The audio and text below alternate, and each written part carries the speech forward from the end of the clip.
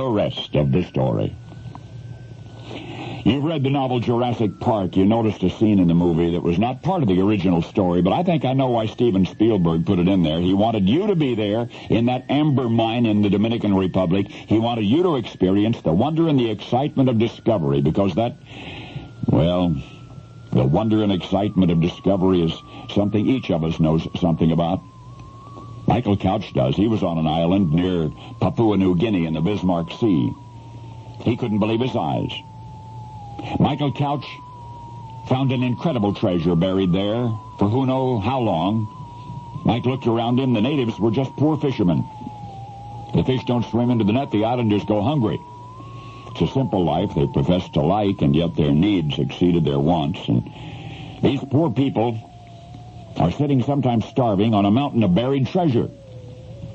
So Mike telephones home to business associate in Sydney, Australia. He says, "You're not going to believe what I found on the island of Emirau." So he describes the outcropping. It's brilliant green. You might want to remember that, because it was green only as a reaction to the tropical sun. But there's no doubt as to what it is. How much is there beneath the surface, his associates asked, and he said tons. So Mike and his friend, to do some arithmetic, quickly figured they're looking at millions of dollars. But then they all agreed that the profit must go to the people of Emirau. Must give them a community electric power source, a fish freezing shed, a fish processing plant. The Rotary clubs back in Australia will handle the money and the details. The tiny island and her nearest neighbors got a raw deal back during the Second World War anyway, overrun with American servicemen by the tens of thousands, and then paved over with that sprawling airstrip, and then chemically sprayed so that the ground wouldn't grow anything.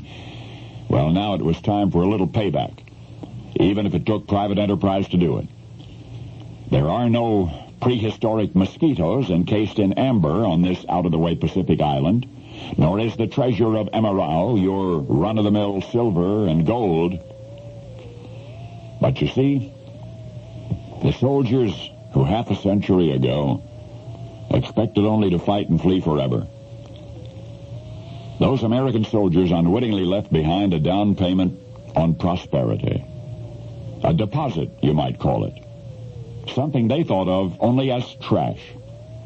But wouldn't you know that what our troops left behind to collectors are now worth about $32 apiece.